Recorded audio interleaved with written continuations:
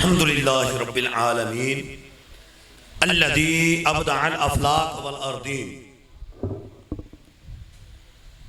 والصلاة والسلام علی خاتم النبیین وعلی آلہ الطیبین الطاہرین واصحابہ اجمعین اما بعد فاعوذ باللہ من الشیطان الرجیم بسم اللہ الرحمن الرحیم الصلاة والسلام علیک یا رسول اللہ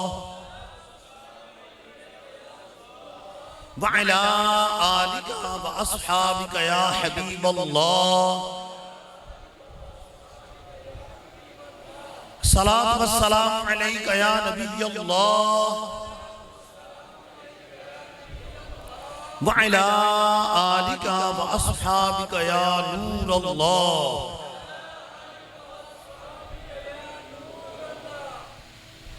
بیان کے آغاز میں درود پاک کے بارے میں ایک حدیث پاک بیان کروں گا. یہ حدیث پاک جامع ترمذی کے اندر موجود ہے. حضرت ابی بن کعب رضی اللہ تعالیٰ عنہ راوی یہ فرماتے ہیں میں سرکار دو عالم صلی اللہ علیہ وسلم کی بارگاہ میں حاضر ہوا. عرض کیا یا رسول اللہ صلی اللہ علیہ وسلم میں آپ کی بارگاہ میں درود پاک پڑھنا چاہتا ہوں, کثرت سے درود پاک پڑھنا چاہتا ہوں. فَكَمْ عَجَلُ لَكَ مِنْ صَلَاتِ, حضور مجھے ارشاد فرمائے آپ کی بارگاہ میں کتنا درود پاک پڑھوں. سرکار دو عالم صلی اللہ علیہ وسلم نے فرمایا ما شئت, جتنی آپ کی مرضی ہے پڑھ. یہ عرض کرتے ہیں حضور الربع, جتنا وقت میں وظائف کرتا ہوں تو 1/4 آپ کی بارگاہ میں درود پاک پڑھوں. یعنی مثال کے طور پہ 3 گھنٹہ اگر وظائف کرتا ہوں تو 1.25 گھنٹہ آپ کی بارگاہ میں درود پاک پڑھوں.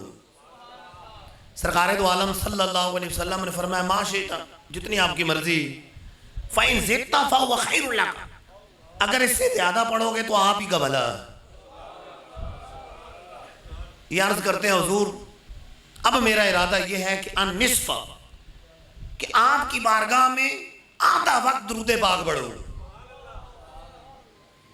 یعنی بالفرض ٹوٹل 3 گھنٹے وظائف کرتا ہوں تو 1.5 گھنٹہ آپ کی بارگاہ میں درود پاک پڑھتا رہوں. سرکار دو عالم صلی اللہ علیہ وسلم نے پھر یہی ارشاد فرمایا ما شئت, جتنی آپ کی مرضی ہے. فَإِن زِدْتَ فَهُوَ خَيْرٌ لَكَ, اگر اس سے زیادہ پڑھیں گے تو آپ کے لیے بہتر ہو. تو پھر عرض کرتے ہیں حضور فالثلثین, اب میرا ارادہ یہ ہے کہ کل وقت کا 2/3 آپ کی بارگاہ میں درود پاک پڑھو. یعنی اگر 3 گھنٹے وظائف کرتا ہوں تو حضور میرا ارادہ یہ ہے کہ 2 گھنٹے آپ کی بارگاہ میں درود پاک پڑھتا رہوں. سرکار دو عالم صلی اللہ علیہ وسلم نے پھر یہی ارشاد فرمایا ما شئت, جتنی آپ کی مرضی. فَإِن زِدْتَ فَهُوَ خَيْرٌ لَكَ, اگر اس سے زیادہ پڑھیں گے تو آپ کے لیے بہتر ہوگا. جب حضور کا یہ انداز دیکھا تو آپ صحابی رسول کیا عرض کرتے, ابی بن کعب کیا عرض کرتے ہیں حضور میرا ارادہ یہ ہے اجعلوا صلاتی کلہا, کہ پورا وقت آپ کی بارگاہ میں درود پاک پڑھتا رہو. سرکار دو عالم صلی اللہ علیہ وسلم نے یہ سنا تو فرمایا اذن تغفر ذنبک ویکفر لک ذنبک, اگر اس طرح کرو گے تو اللہ تعالیٰ تمہارے غم دور فرما دے گا, وتکفر لک ذنبک, اور تمہارے گناہوں کی بخشش فرما دے گا, تمہارے گناہوں کی بخشش کر دی جائے گی. اچھا غور کریں, سرکار دو عالم صلی اللہ علیہ وسلم نے 2 چیزیں فرمائیں. تغفر لک ذنبک, یہ کثرت سے درود پاک پڑھنا, سارے وظائف کے وقت میں درود پاک پڑھنا, یہ تمہارے غموں کو کفایت کر جائے گا, تمہارے غموں کو کفایت کر جائے گا. وَيُكَفَّرُ لَكَ ذَنْبُكَ, اور تیرے گناہ بخش دیے جائیں گے. گویا کہ حضور فرما رہے ہیں کہ درود پاک پڑھو گے تو دنیا آخرت کے غم دور ہو جائے, دنیا آخرت کے غم دور ہو جائیں گے.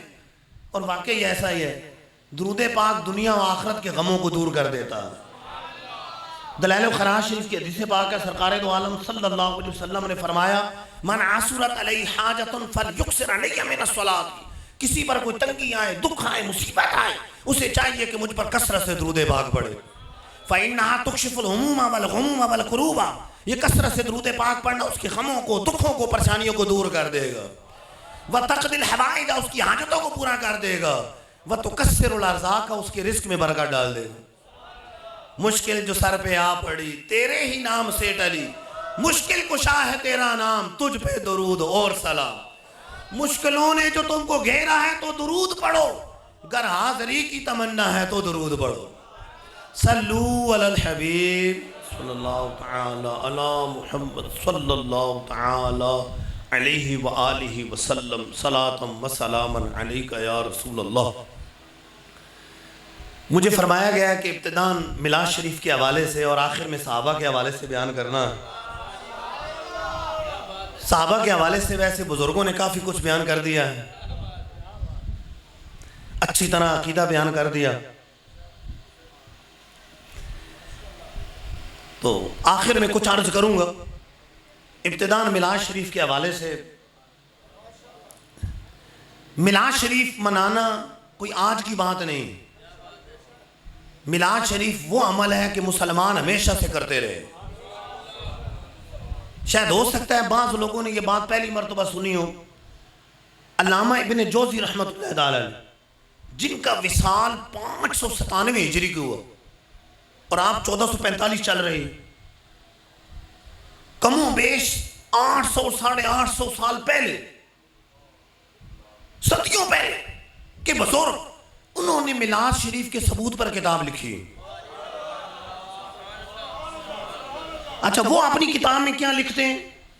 فرماتے ہیں ما زال اہل الحرمین الشریفین واہل المصر والیمن والشام وسائر بلاد العرب من المشرق والمغرب یحتفلون بمولد النبی صلی اللہ علیہ وسلم. فرماتے ہیں مکہ والے، مدینہ والے، مصر والے، یمن والے، شام والے، مشرق و مغرب میں تمام بلاد عرب والے ہمیشہ سے حضور کے میلاد کی محفلیں سجاتے آئے. اچھا غور کریں، اپنے دور کی بات نہیں کر رہے، 597 ہجری سے پہلے کتاب لکھی ہے، کیونکہ 597 تو آپ کا وصال ہے، اور اپنے دور کی بات نہیں کر رہے، بلکہ کہنا ہے ہمیشہ سے. ما زالا شروع میں لگایا، ہمیشہ سے. ما زالا مطلب یہ ہے کہ بغیر انقطاع کے یہ عمل جاری ہے. ما زالا ہمیشہ سے. اور پاکستان ہندوستان کی بات نہیں ہو رہی، مکہ مدینے کی بات ہو رہی. ما زال آل الحرمین الشریفین وآل المصر والیمن والشام وسائر بلاد العرب من المشرق والمغرب یحتفلون بمولد النبی صلی اللہ علیہ وسلم. مکہ والے، مدینہ والے، مصر والے، یمن والے، شام والے، مشرق و مغرب میں تمام بلاد عرب والے ہمیشہ سے حضور کے میلاد کی محفلیں سجاتے آئے. وَيَفْرَحُونَ بِقُدُومِ شَهْرِ رَبِيعِ الْأَوَّلِ. صرف ربیع اول کا مہینہ آتا ہے تو ہم خوشیاں نہیں مناتے کہ نعرے لگاتے ہیں، خوشیاں مناتے ہیں، اعلان کرتے ہیں، بلکہ کیا فرماتے ہیں علامہ ابن جوزی؟ یفرحون بقدوم شہر ربیع الاول. ربیع الاول کے مہینے کے آنے پر مسلمان ہمیشہ سے خوشیاں مناتے آئے.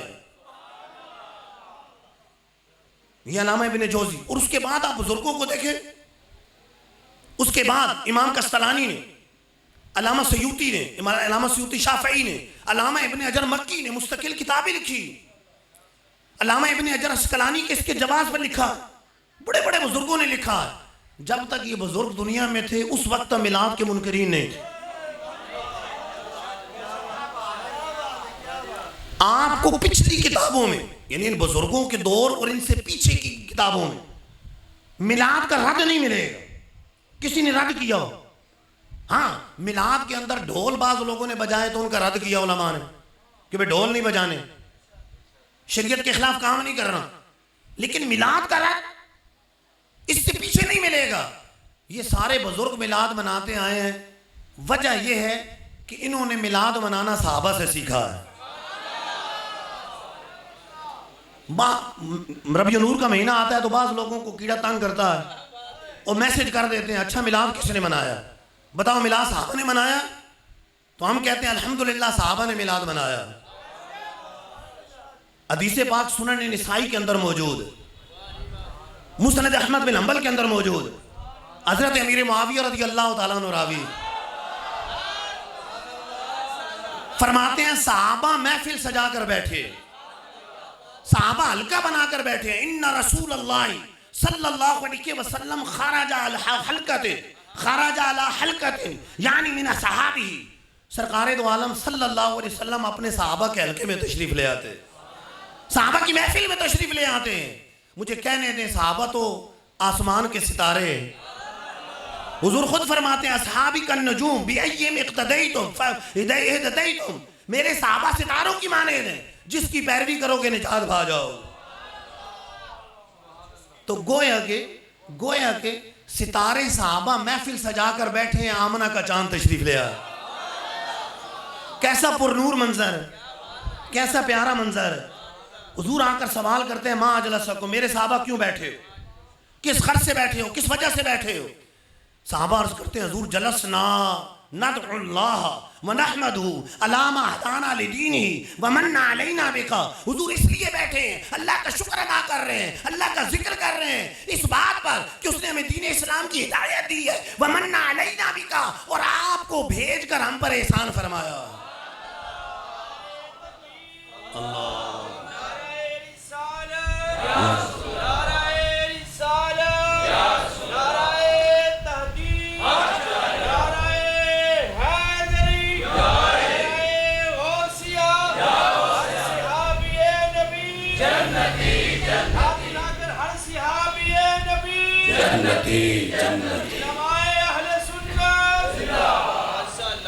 آپ الفاظ پر غور کریں۔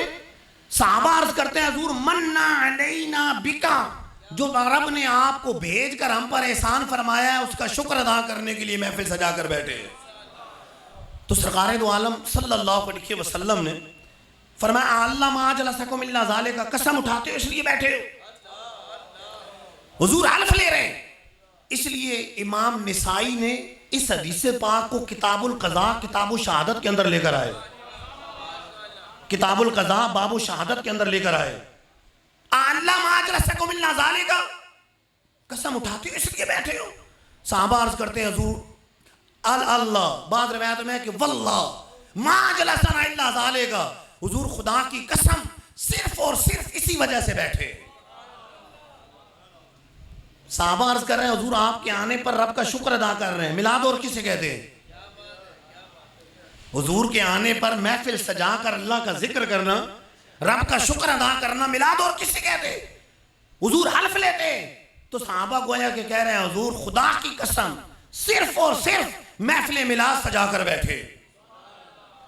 سرکار دو عالم صلی اللہ علیہ وسلم فرمایا میرے صحابہ میں تم سے جو قسم لے رہا ہوں اس وجہ سے نہیں کہ مجھے تم پر شک ہے کہ کسی اور وجہ سے بیٹھے اور بہانے پر آ رہے ہیں، نہیں، اما انی لم استحلفکم تہمۃ لکم، میں تم سے حلف اس لیے نہیں لے رہا کہ مجھے تم پر تہمت باندھ رہا ہوں، میں تم پر شک کر رہا ہوں، بلکہ وجہ یہ ہے کہ انما اتانی جبرائیل، ابھی میرے پاس جبرائیل آئے تھے، فاخبرنی، مجھے بتا رہے تھے میرے صحابہ تم یہاں محفل سجا کر بیٹھے ہو، ان اللہ یباہی بکم الملائکہ، اللہ فرشتوں کے سامنے فخر فرما رہا ہے۔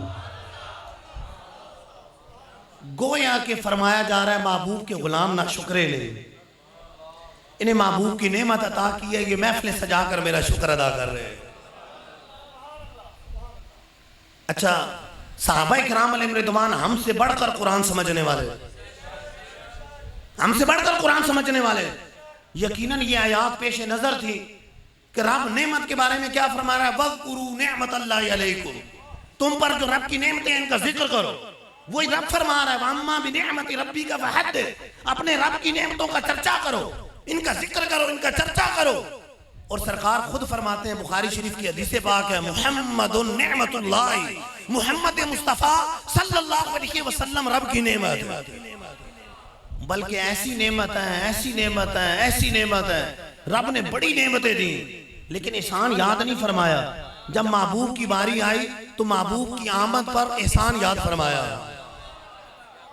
اچھا یہ نہیں فرمایا تم پر بڑا احسان کیا تمہیں کان دیے، تم پر بڑا احسان کیا تمہیں آنکھیں دی، بڑا احسان کیا ہے تمہیں سانس لینے کی سہولت دی، بڑا احسان کیا ہے نظام کا نظام تمہارے اندر موجود ہے، نظام دوران خون تمہارے اندر موجود ہے، بڑا احسان کیا نہیں، ہزاروں نعمتیں ہمارے جسم میں موجود ہیں، احسان نہیں یاد فرمایا۔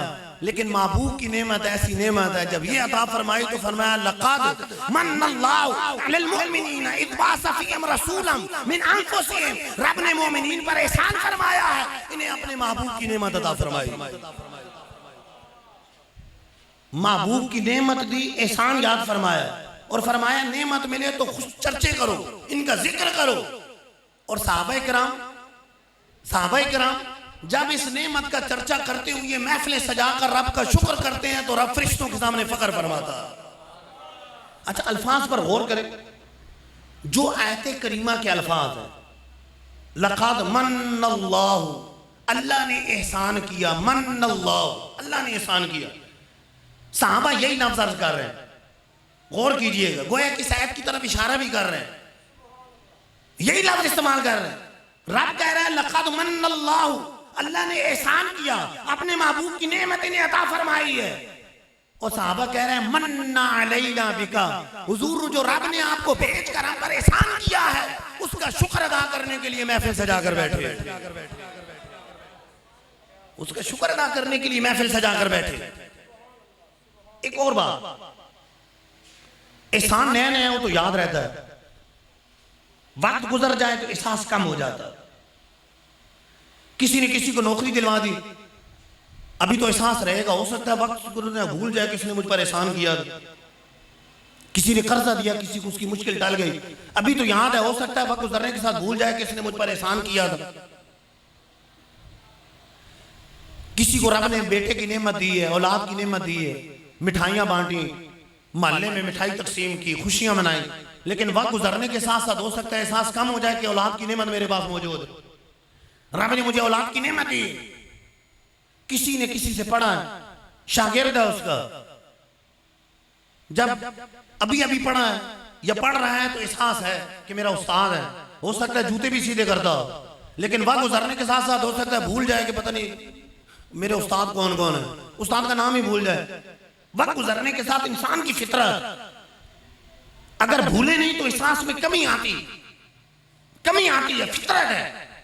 اور جو برسوں بعد بھی احسان یاد رکھے تو اس پہ کی بڑی قدر کی جاتی ہے، جو برسوں بعد بھی احسان کو یاد رکھے تو اس کی بڑی قدر کی جاتی ہے، دل کرتا ہے اس پہ دوبارہ احسان کیا جائے، اس کی قدر کی جاتی ہے۔ اب غور کریں، صحابہ تو وہ ہیں جس نے اس نعمت کو جنہوں نے اپنی آنکھوں سے دیکھا، صحابہ وہ ہیں جنہوں نے چاند کو دو ٹکڑے ہوتے دیکھا، صحابہ تو وہ ہیں جنہوں نے ڈوبے سورج کو واپس پلٹتے دیکھا، صحابہ تو وہ ہیں جنہوں نے بکریوں کو حضور کو سجدہ کرتے دیکھا تھا، صحابہ تو وہ ہیں جنہوں نے کھجور کے تنے کو حضور کی محبت میں بلک بلک کر روتے سنا تھا، صحابہ تو وہ ہیں حضور کا اشارہ پا کر درخت کو جڑیں کھیڑ کر حضور کے قدموں میں آتے دیکھا تھا، صحابہ تو وہ ہیں جنہوں نے کنکریوں کو حضور کا کلمہ پڑھتے سنا تھا، صحابہ تو وہ ہیں جنہوں نے پہاڑوں اور درختوں کو حضور کا سلام پڑھتے سنا تھا۔ جب وہ صحابہ محفل سجا کر رب کا شکر ادا کرتے ہیں، رب فرشتوں کے سامنے فخر فرماتا ہے۔ اور آج 14 صدیاں گزرنے کے بعد 15ویں صدی کے اندر حضور کے غلام محفلیں سجا کر رب کا شکر ادا کریں گے تو رب کتنا راضی ہو۔ محبوب کی نعمت عطا کی ہے، محبوب کے غلام نہ شکرے نہیں ہیں۔ 14 صدیاں گزر گئی، 15ویں صدی شروع ہو گئی، آج بھی محفلیں سجا کر میرا شکر ادا کر رہے ہیں۔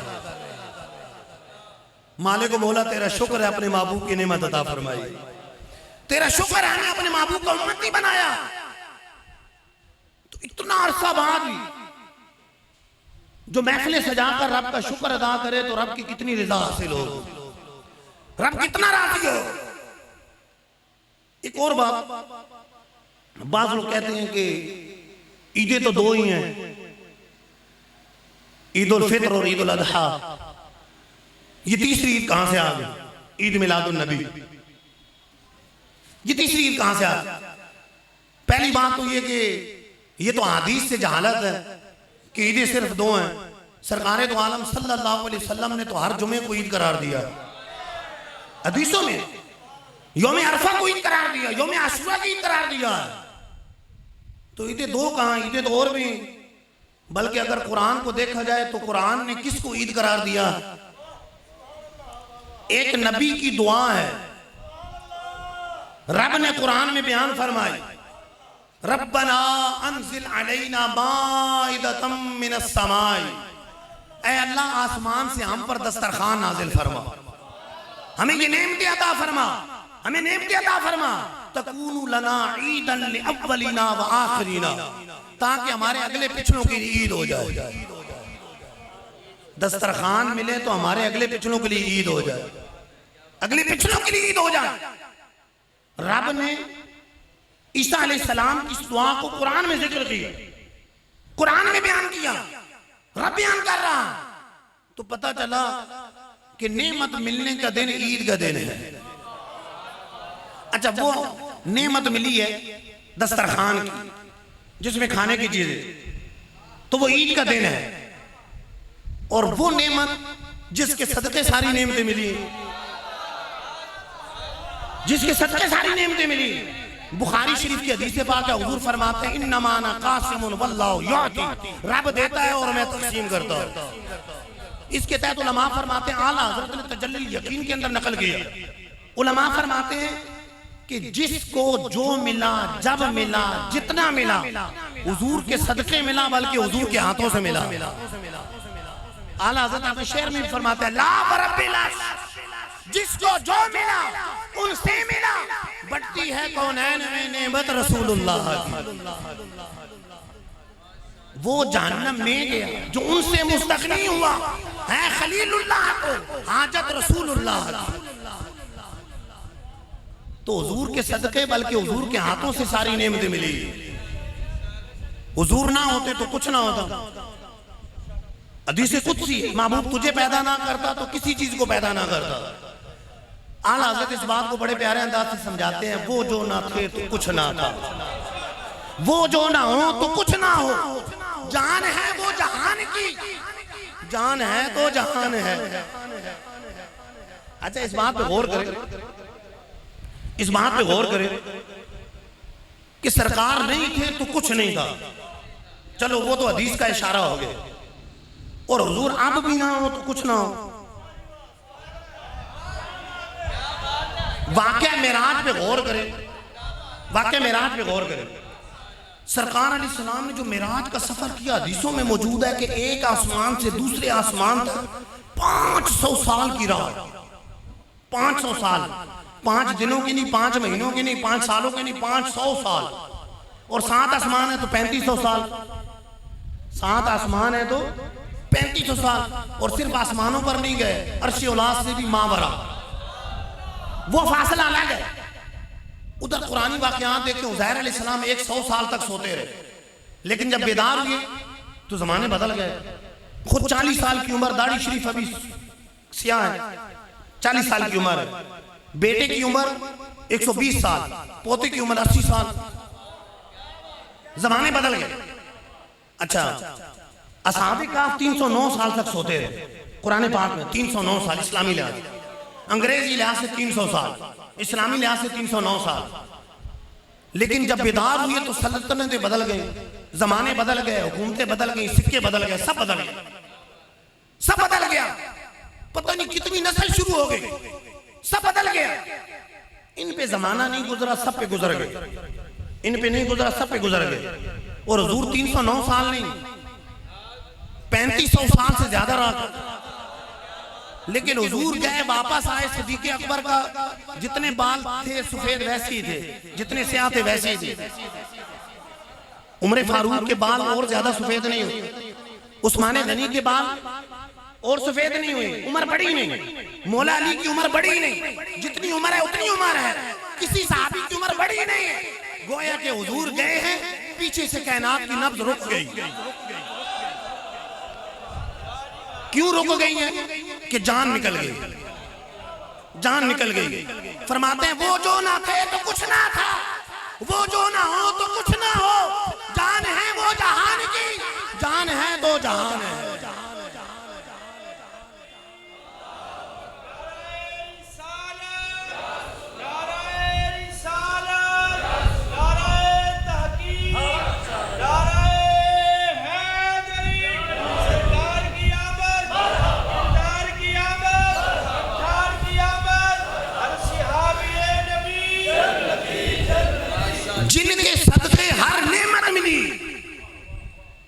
جب وہ آئیں تو وہ عید کا دن کیوں نہ ہو؟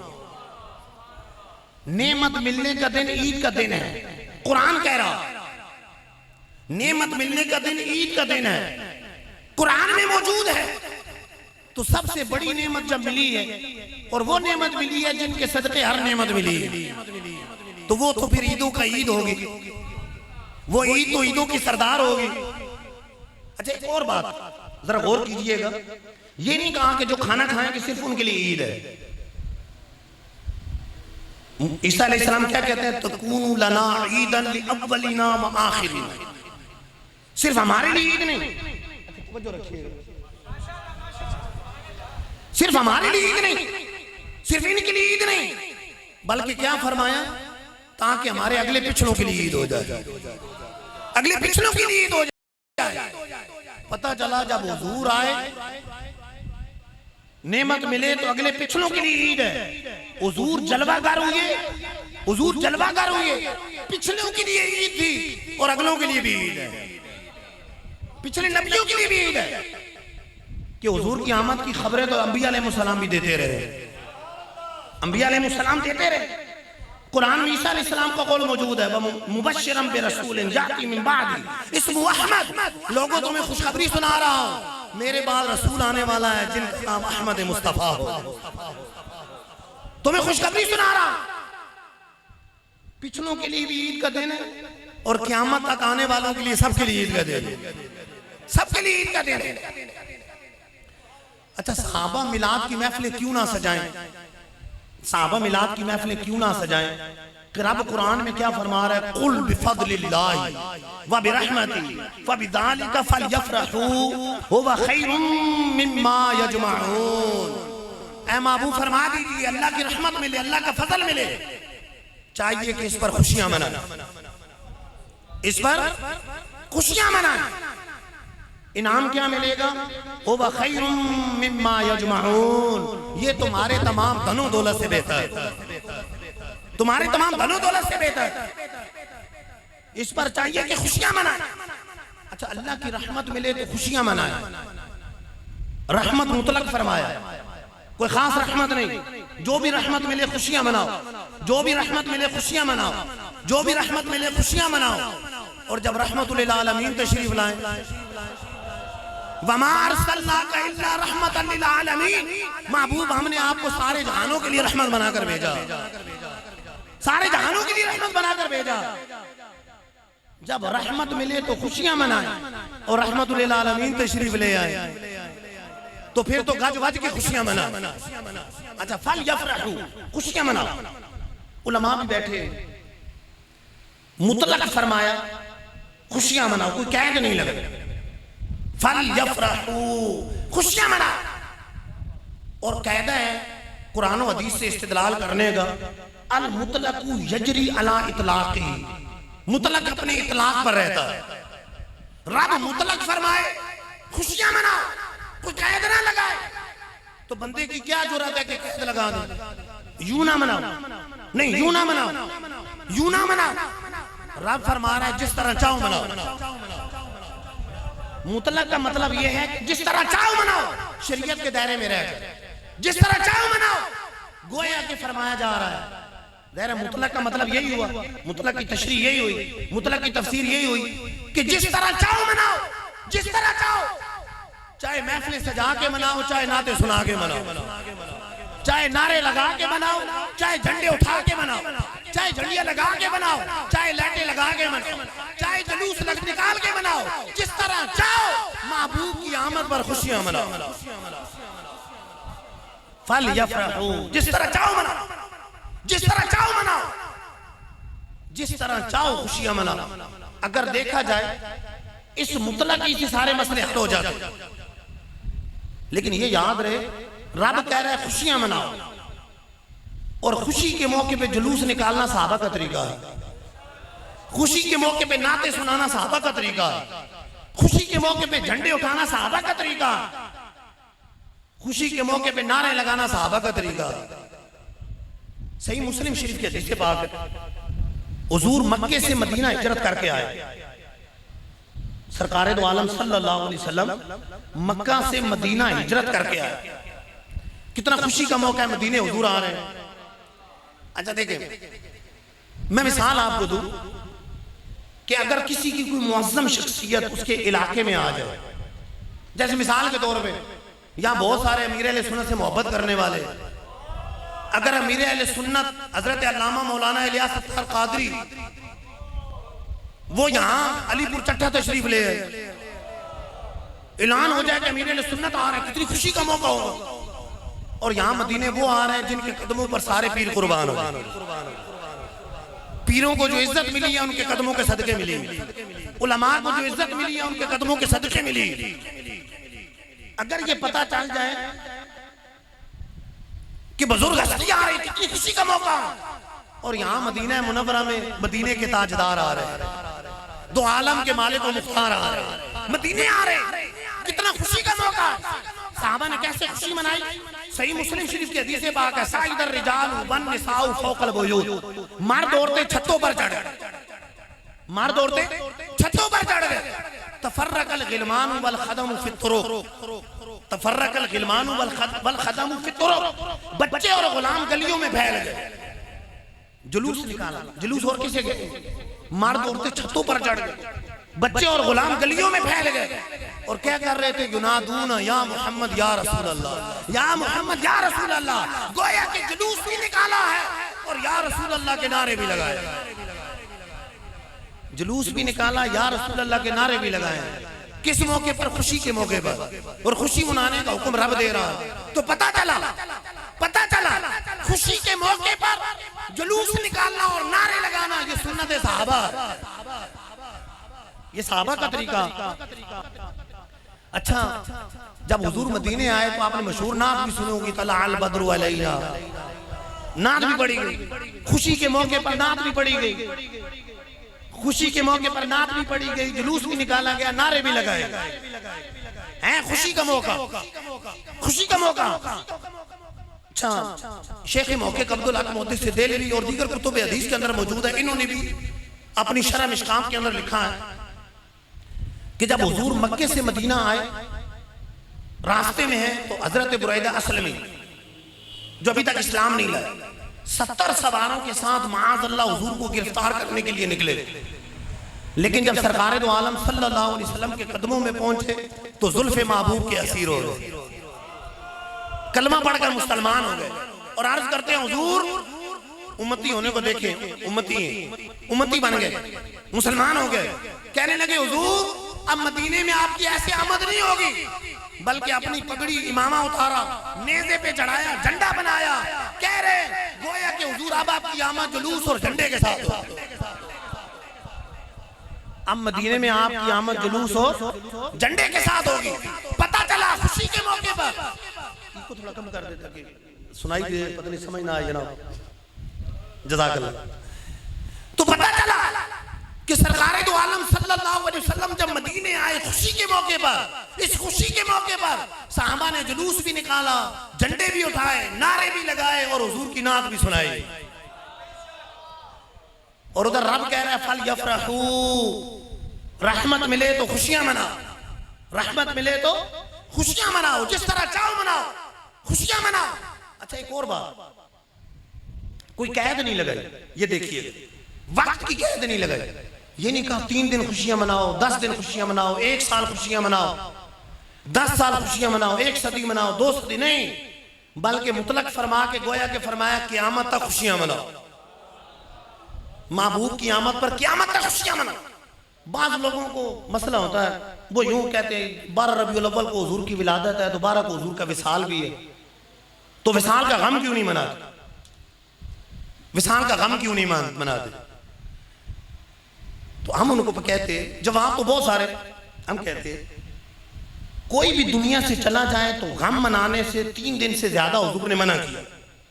بخاری کے اندر، مسلم شریف کے اندر حدیث ہے، بخاری کے اندر بھی، مسلم شریف کے اندر بھی، سرکار فرماتے ہیں جو اللہ کی آمد پر ایمان رکھتا ہے وہ کسی بھی فوت ہونے والے پر 3 دن سے زیادہ غم نہ منائے، سوائے بیوی کے 4 ماہ 10 دن تک منائے، سو کرے، اس کے علاوہ 3 دن سے زیادہ غم نہیں منا۔ تو ہم کہتے ہیں جس غم منانے سے حضور منع کر رہے ہیں، تم کہہ رہے ہو غم مناؤ، اور جس خوشی منانے کا حکم رب قیامت تک کے لیے دے رہا ہے اس سے منع کر رہے ہو، اس سے منع کر رہے ہو۔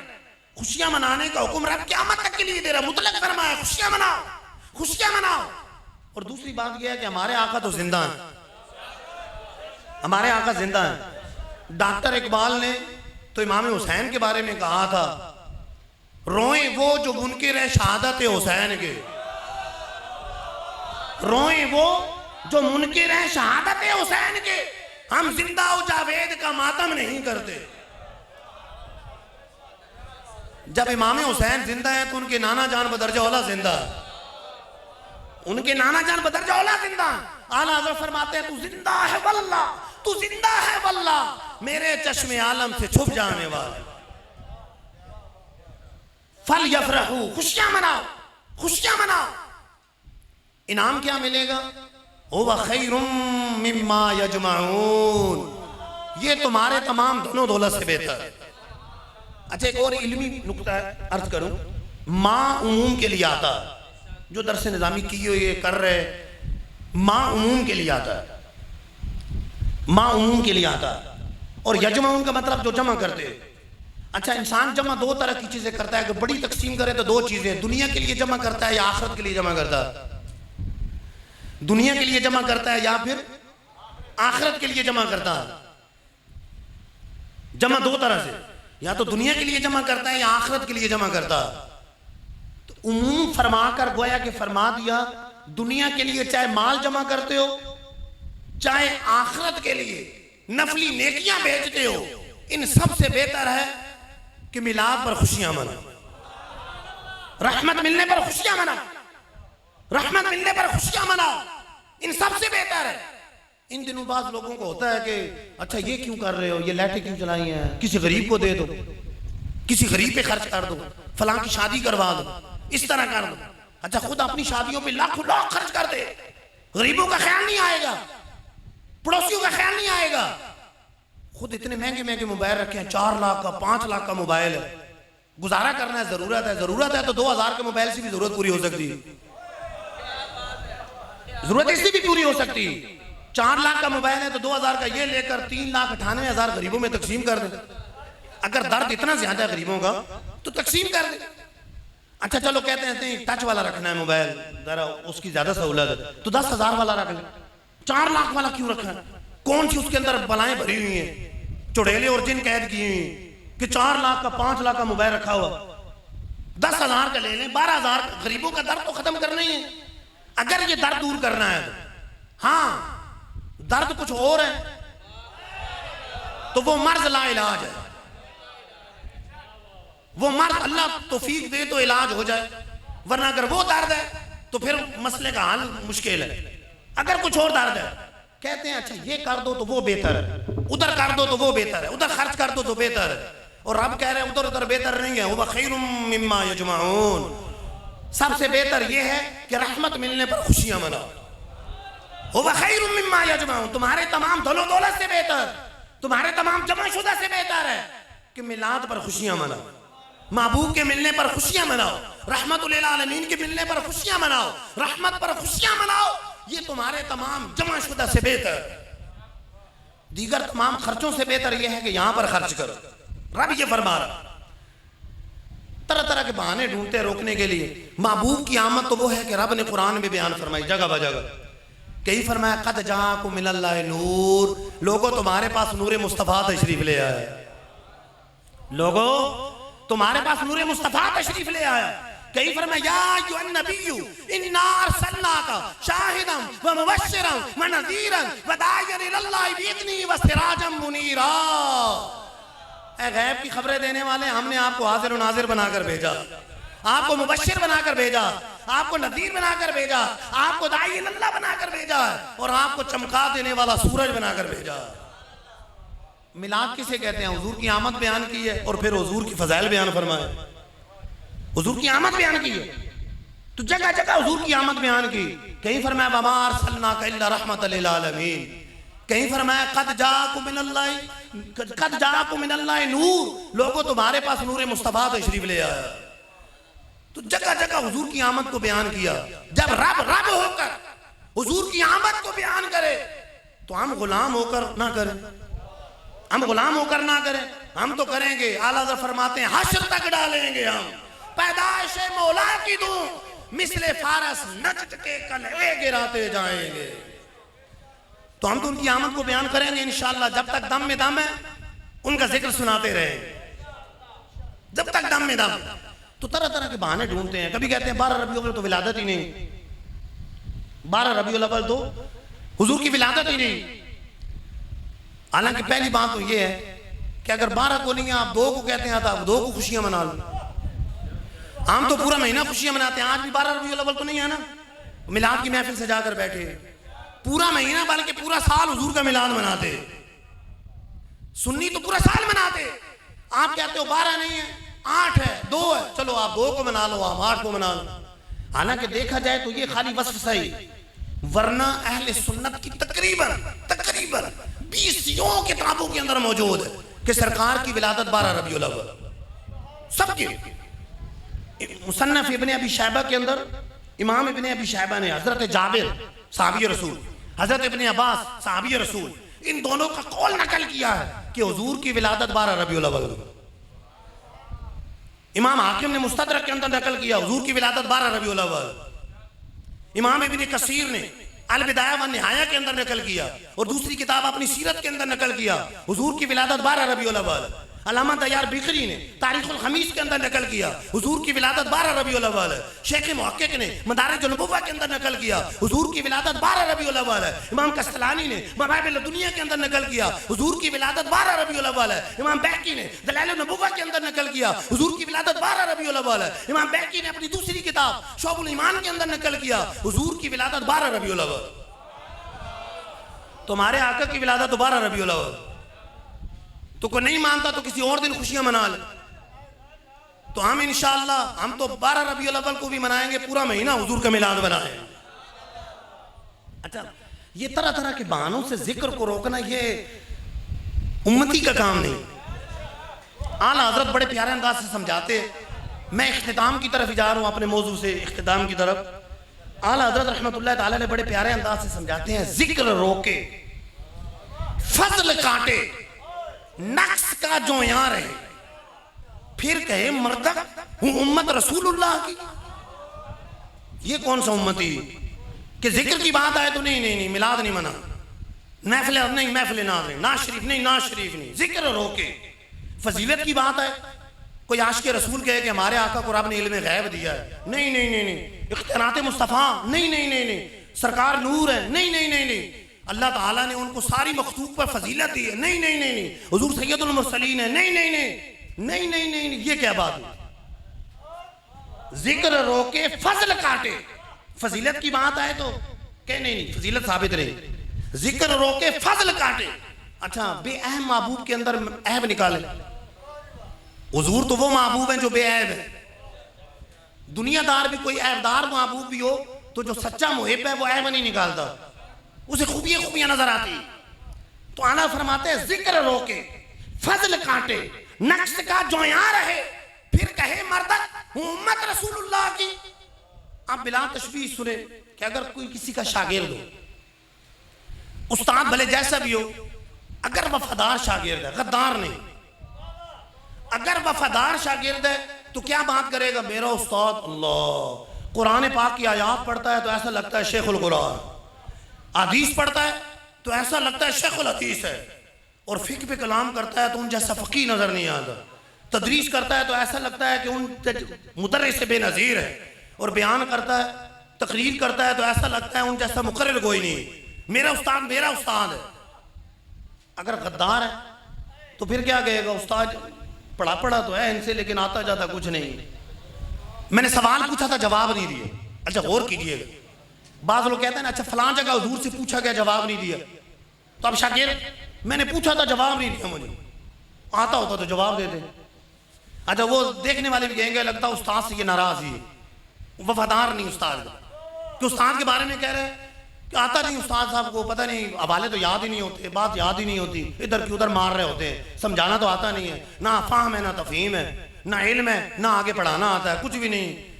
اگر غدار ہے اور وفادار ہے تو کہے گا میرے استاد جیسا کوئی استاد نہیں. اچھا کوئی کسی کا مرید ہو تو پیر جیسا بھی ہو, وہ کہتا ہے نا پیر اڑتا نہیں مرید اڑائے پھرتے. کئی دفعہ ایسا بھی ہوتا ہے, اڑتا نہیں ہے لیکن مرید اڑاتے ہیں. دیکھو پیر صاحب ہمارے کہاں پہنچے ہوئے, کدھر پہنچ گئے. حسن ظن رکھتے اور حسن ظن کی وجہ سے انہیں بہت کچھ ملتا بھی. اگر حسن ظن رکھے ہاں وہ پیر ورنہ صحیح العقیدہ ہو. ابھی بات ہو رہی جن پیروں کی, وہ پیر نہیں ہے, پیڑ ہے. بات جن کی ہو رہی ہے وہ جو صحیح العقیدہ ہے. جب صحیح العقیدہ ہی نہیں تو پھر پیر کس چیز کا. اچھا پیر اگر ہو تو آدمی کہتا ہے کہ میرا پیر جیسا کوئی نہیں, میرے پیر جیسا کوئی نہیں. اگر 100 کو دم کرے ایک کو شفا ملے 99 کیوں نہ ملے. تو وفادار مرید ہے تو اسے ایک کا ذکر کرے گا میرے پیر نے دم کیا ٹھیک ہو گیا, میرے پیر نے دم کیا ٹھیک ہو گیا, 99 کا ذکر نہیں کرے. یہ وفادار مرید. اور غدار ہو وہ کہے گا دم سے کچھ نہیں ہوتا, ان کے وہ فلاں کو دم کیا تھا اس کا دم ہی نکل گیا, کچھ نہیں ہوتا. غدار مرید ہے. اچھا ایک اور بات, اگر پیر صاحب کے قریب کرنا ہو کسی کو تو پھر کیا کرے گا, تعریف کرے گا میرے پیر صاحب اللہ اکبر, قرآن کے عامل, سنت کے عامل, قرآن و سنت پر عمل کرنے والے, اتنے صاحب کرامت. یہ لوگوں کو قریب کرنا ہے. اور اگر دور کرنا ہے تو پھر کیا کہے گا پیر صاحب ایسی ہیں, نہ عمل ہے نہ علم ہے نہ یہ ہے نہ وہ ہے. دور کرنا ہو تو آپ خود اندازہ لائیں. جو یہ کہے کہ حضور کو علم نہیں ہے, علم غیب نہیں ہے, وہ غیر مسلم کو دور کر رہا ہے کہ یا اسلام کے قریب کر رہا. اسلام کے دور کر رہا ہے یا قریب کر رہا ہے. وہ دور کر رہا ہے. قریب کرنا ہو تو کیا کہے گا بعد از خدا بزرگ تو ہی قصہ مختصر. وفادار امتی وہ کیسا ہو. یہ وفادار نہیں ہے کہ ذکر روکے, فضل کاٹے, نقص کا جو یہاں رہے اور پھر کہے مردہ کو امت رسول اللہ کی. نہیں, جو وفادار ہے وہ کہے گا سب سے اولا والا ہمارا نبی, سب سے بالا والا ہمارا نبی, دونوں عالم کا دولا ہمارا نبی, اپنے مولا کا پیارا ہمارا نبی, ملک کونین کے انبیاء تاجداروں کا آقا ہمارا نبی, خلق سے اولیاء, اولیاء سے رسول اور رسولوں سے اعلیٰ ہمارا نبی. جیسے سب کا خدا ایک ہے ویسے ہی ان کا تمہارا ہمارا نبی. سارے اچھوں سے اچھا سمجھیے جیسے اس اچھے سے اچھا ہمارا نبی, سارے اونچوں سے اونچا سمجھیے جیسے ہے اس اونچے سے اونچا ہمارا نبی. یہ وفادار امتی گئے. اور وفادار امتی ہے کیا کہے گا کروں تیرے نام پہ جان فدا, نہ بس ایک جان 2 جہاں فدا, 2 جہاں سے بھی نہیں جی بھرا, کروں کیا کروڑوں جہاں نہیں. انہیں مانا, انہیں جانا, انہیں مانا, نہ رکھا غیر سے کام, للہ الحمد میں دنیا سے مسلمان گیا. وہ کمال حسن حضور ہے کہ گمان نقص جہاں نہیں, یہی پھول خار سے دور ہے, یہی شمع ہے کہ دھواں نہیں. یہ وفادار امتی. اگر وفادار امتی ہے وہ تو یہ عرض کرے گا اعلیٰ حضرت جیسا وفادار ان کے دور میں کون ہوگا, ان کے بعد کون ہوگا. اعلیٰ حضرت رحمت اللہ تعالی علیہ تو جدھر دیکھتے ہیں حضور کی محبت ہی نظر آتی ہے. اچھا آپ اندازہ لگائیں, ہم سورج کو دیکھتے ہیں ہمیں لگتا ہے کہ اس جیسا کوئی نوری جسم نہیں, اتنا نورانی, اتنا بڑا گولا پوری دنیا کو روشنی دے رہا. لیکن اعلیٰ حضرت سے پوچھیں تو اعلیٰ حضرت فرماتے ہیں تمہیں یہ جو قرص مہر نظر آ رہا ہے, مہر کا گولا, سورج کا گولا نظر آ رہا ہے, ارے یہ تو میرے آقا کے دسترخوان کی ایک جلی روٹی.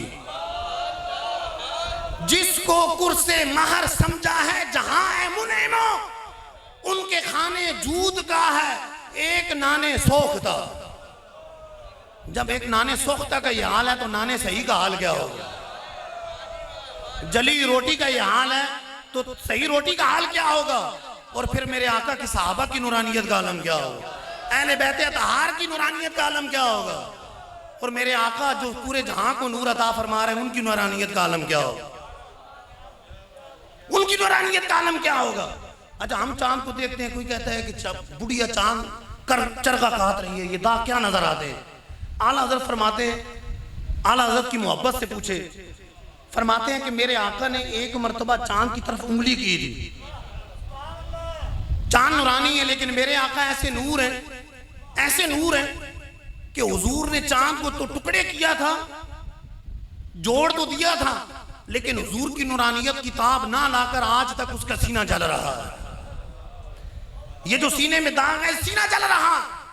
اگر یوں کہیں تو یہ بھی بے جانا ہوگا اس شعر کے مفہوم میں کہ حضور نے انگلی کی تھی وہ ایسا انگلی کا شیدہ ہوا کہ آج تک حضور کی محبت میں اس کا سینہ جل رہا ہے. فرماتے ہیں برق انگشت نبی، برق انگشت نبی اس پہ چمکی تھی ایک بار، آج تک ہے سینہ ماہ میں نشان سوختہ، آج تک جلنے کا نشان باقی ہے.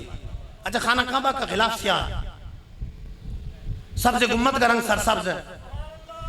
اعلیٰ حضرت قرآن و حدیث سے یہ سمجھیں اور ہمیں سمجھایا ہے کہ ساری مخلوق حضور سے محبت کرتی ہے. کیونکہ حضور فرماتے ہیں، امام طبرانی نقل کرتے ہیں المعجم الکبیر کے اندر کہ کفار جنات اور کفار انسانوں کے علاوہ ہر چیز پہچانتی ہے کہ میں اللہ کا نبی. تو سوائے مستثنی چیزوں کے سب حضور سے محبت کرتے، سب حضور سے محبت کرتے. احد پہاڑ کے بارے میں بخاری کی حدیث پاک ہے، فرمایا جبل احد، احد جبل یحبنا ونحب. احد پہاڑ ہم سے محبت کرتا ہے، ہم احد پہاڑ سے محبت کرتے. کھجور کا تنا، بخاری کی حدیث، کھجور کا تنا حضور کی محبت میں بلک بلک کر رویا، بلک بلک کر رویا. تو ساری مخلوق محبت کرتی ہے تو کعبہ بھی تو مخلوق ہے، کعبہ بھی حضور سے محبت کرتا. سبز گنبد بھی مخلوق ہے، وہ بھی حضور سے محبت کرتا. لیکن خانہ کعبہ کا رنگ غلاف سیاہ کیوں ہے؟ سیاہ فراق کی، جدائی کی، غم کی علامت. اور سبز گنبد سرسبز ہے، خوش ہے.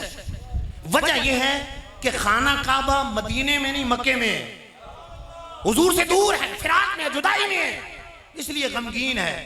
اور سبز گنبد مدینے میں ہے، حضور کے وصل میں ہے، اس لیے سرسبز ہے.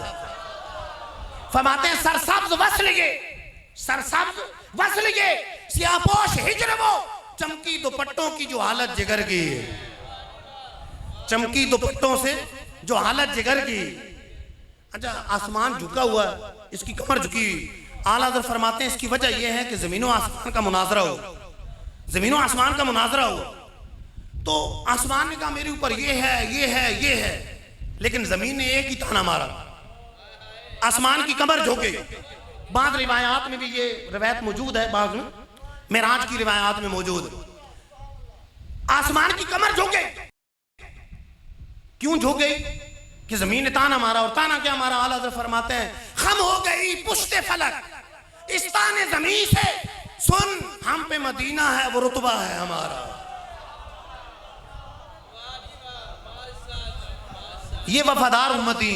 اعلیٰ حضرت مدینے گئے تھے، واپس آئے ہیں تو اپنے آپ کو ڈانٹ رہے ہیں. کہتے ہیں تم سے تن نہیں ہو سکا کہ اپنے دل کا ٹکڑا نکال کر مدینے کے کتوں کو پیش کر دے دو. اچھا کیا ہوتا؟ کیا ہوتا؟ زیادہ زیادہ جان چلی جاتی. تو مدینے کے کتوں سے جان زیادہ پیاری، مدینے کے کتوں سے جان پیاری. کیا فرماتے ہیں؟ پارائے دل بھی نہ نکلا، پارائے دل بھی نہ نکلا دل سے تحفے میں رضا، ان سگانے کو سے اتنی جان پیاری، واہ واہ. کہ ان سے اتنی جان پیاری مدینے کے کتوں سے کہ دل کا ٹکڑا نہیں نکال کے دیا. تو اعلیٰ حضرت رحمت اللہ تعالی علیہ سچے عاشق رسول، سچے عاشق رسول ہے. وہ تو کہتے ہیں کہ ہم نے ان کا ذکر کرتے رہنا ہے، کرتے رہنا ہے. جو نہ بھولا ہم غریبوں کو رضا، ذکر اس کا اپنی عادت کیجیے. اور حضور کا ذکر وہ ہے جو رب نے قرآن بلند فرما دیا، وَرَفَعْنَا لَكَ ذِكْرَكَ، اے محبوب ہم نے آپ کی خاطر آپ کے ذکر کو بلند کر دیا. تو جو حضور کا ذکر کرتا ہے رب اسے بھی بلندیاں عطا فرما دیتا ہے، اسے بھی بلندیاں عطا فرما دیتا ہے. تو امتی ہونے کا تقاضا تو یہ ہے کہ حشر تک ڈالیں گے ہم پیدائش مولا کی دھوم، مثل فارس نجد کے قلعے گراتے جائیں گے. اور اس میں صحابہ کی پیروی بھی. آخر میں بس 2-4 جملے صحابہ کے بارے میں. اس میں صحابہ کی پیروی بھی. صحابہ نے محفل میلاد سجا کر ہمیں بتایا کہ محفل میلاد اس طرح سجانی ہے.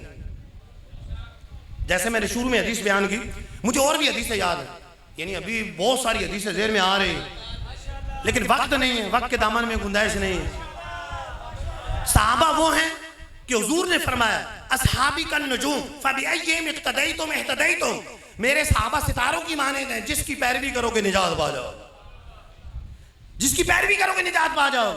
اور حضور نے صحابہ کی محبت کو اپنی محبت قرار دی. جامع ترمذی کی حدیث پاک ہے، فرمایا اللہ اللہ فی اصحابی، اللہ اللہ فی اصحابی، اللہ سے ڈرو میرے صحابہ کے بارے میں، اللہ سے ڈرو میرے صحابہ کے بارے میں۔ فرمایا من احبہم فبحبی احبہم، جس نے میرے صحابی سے محبت کی میری محبت کی وجہ سے محبت کی، ومن ابغضہم فببغضی ابغضہم، جس نے میرے صحابی سے بغض رکھا تو میرے بغض کی وجہ سے بغض رکھا۔ گویا کہ فرما رہے ہیں کہ میرے صحابہ سے محبت کرنا میری محبت کی علامت ہے، اور صحابہ سے بغض رکھنا میرے بغض کی علامت ہے۔ تو جہاں اہل بیت اطہار سے محبت کرنی ہے وہاں سارے صحابہ سے محبت کرنی ہے، سارے صحابہ سے محبت کرنی ہے۔ قرآن نے دونوں کی فضائل بیان کی ہے، دونوں کے فضائل بیان کی۔ کہاں جہاں قرآن یہ کہہ رہا ہے قُلْ لَا أَسْأَلُكُمْ عَلَيْهِ أَجْرًا إِلَّا الْمَوَدَّةَ فِي الْقُرْبَى، اے محبوب فرما دیجئے میں نے جو تمہیں تبلیغ دین کی ہے اس کے بدلے میں کچھ طلب نہیں کرتا، صرف یہ مطالبہ ہے میرے اہل بیت سے محبت کرنی۔ جہاں محبت کا درس دیا وہاں صحابہ کے بارے میں کیا فرمایا؟ وَكُلًّا وَعَدَ اللَّهُ الْحُسْنَى، ہر صحابی سے رب نے جنت کا وعدہ کر لیا۔ ہر صحابی نبی، ہر صحابی نبی، ہر صحابی نبی۔ تو یہ قرآنی نعرہ، یہ قرآن کا نعرہ، وَكُلًّا وَعَدَ اللَّهُ الْحُسْنَى، رب نے ہر صحابی سے جنت کا وعدہ فرما لیا۔ رب کہہ رہا ہے رضی اللہ عنہم ورضوا عنہ، رب ان سے راضی ہے، یہ رب سے راضی ہے۔ اچھا رب جانتا ہے کہ بعد میں جنگیں ہوں گی، معاملات ہوں گے، سب جانتا، عالم الغیب و شہادہ، اس نے سب کچھ جاننے کے باوجود فرما دیا رضی اللہ عنہم ورضوا عنہ، رب ان سے راضی ہے، یہ رب سے راضی ہے۔ اب جو ان سے ناراض ہوتا ہے، اب جو صحابہ سے ناراض ہوتا ہے، گویا کہ اپنے رب کو ناراض کرتا ہے، اپنی قبر خالی کرتا ہے، اپنی آخرت برباد کرتا ہے، کہ رب نے فرما دیا اولئک هم المفلحون، وہ سارے کے سارے فلاح پانے والے ہیں، اولئک هم المؤمنون حقا، وہ سچے ایمان والے، سارے صحابہ سچے ایمان والے ہیں، لہم مغفرۃ ورزق کریم، ان کے لیے مغفرت ہے، ان کے لیے رب کی طرف سے رزق کریم ہے۔ رب نے سارے صحابہ کو فلاح والا قرار دے دیا، سب کو پکا سچا ایمان والا قرار دے دیا، ان کو رضا کا مجدہ سنا دیا، ان کو جنتی قرار دے دیا۔ تو اب اگر کوئی اس کے خلاف بولتا ہے تو اپنی قبر خالی کرتا ہے، اپنی آخرت برباد کرتا ہے۔ ہمارے عقائد کی کتابوں میں موجود ہے، سارے صحابیوں صحابہ کے بارے میں کہہ دیا کلہم عدول، ہر صحابی عادل اور سچا ہے، سارے صحابی عادل ہیں، سب عادل ہیں، عدالت والے۔ حضرت عبداللہ بن مبارک رضی اللہ تعالیٰ عنہ، ان کا ایک قول بیان کروں گا، مختصر اس پہ گفتگو کر کے ختم بس۔ حضرت عبداللہ بن مبارک رحمت اللہ تعالیٰ علیہ امام اعظم کی شاگرد، امام اعظم کی شاگرد۔ اچھا صاحب مطالعہ اشخاص جانتے ہیں کہ عبداللہ بن مبارک وہ ہیں کہ فقہاء کی صف میں دیکھیں تو صف اول میں نظر آتے ہیں، امام الفقہاء۔ محدثین کی صف میں دیکھیں تو امام بخاری کے والد ان کے شاگرد ہیں، محدثین میں صف اول میں نظر آتے ہیں۔ اور اگر صوفیہ سے پوچھیں تو بڑے بڑے صوفی جب صوفیہ کے اقوال نقل کرتے ہیں تو عبداللہ بن مبارک صف اول میں نظر آتے ہیں، امام المحدثین، امام الفقہاء، امام الصوفیہ۔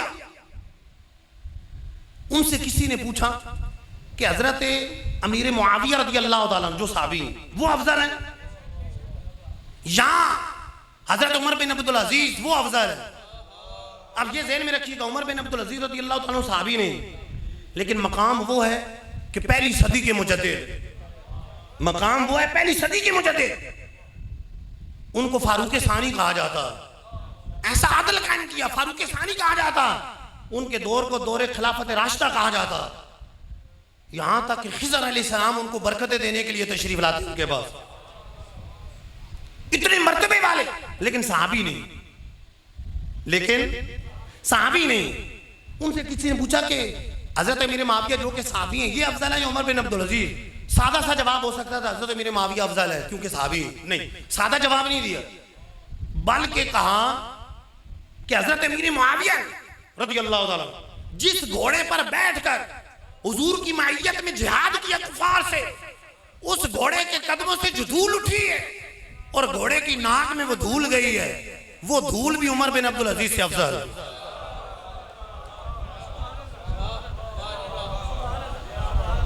تو آپ خود سوچیں جب حضرت میرے معاویہ رضی اللہ تعالیٰ عنہ کا یہ مرتبہ ہے، ان کا یہ مرتبہ ہے، تو پھر امام حسن حسین کا مرتبہ کیا ہوگا؟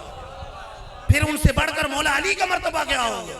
پھر ان سے بھی مرتبے میں افضل حضرت عثمان غنی کا مرتبہ کیا ہوگا؟ پھر ان سے افضل فاروق اعظم کا مرتبہ کیا ہوگا؟ اور پھر تمام صحابہ سے افضل صدیق اکبر کا مرتبہ کیا ہوگا؟ پھر ان کا کیا مرتبہ ہوگا؟ اللہ کرے ہم تمام صحابہ سے سچی محبت کرنے والے بن جائیں، سچی محبت کرنے والے بن جائیں، ہمارے بچے کے ذہن میں یہ رچ بس جائے کہ تمام صحابہ پر ہماری جانیں قربان.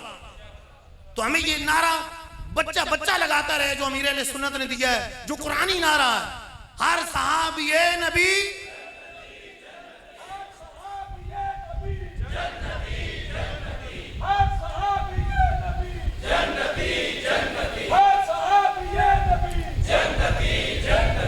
اللہ تعالیٰ سے دعا ہے جو سنا عمل کی توفیق عطا فرمائے.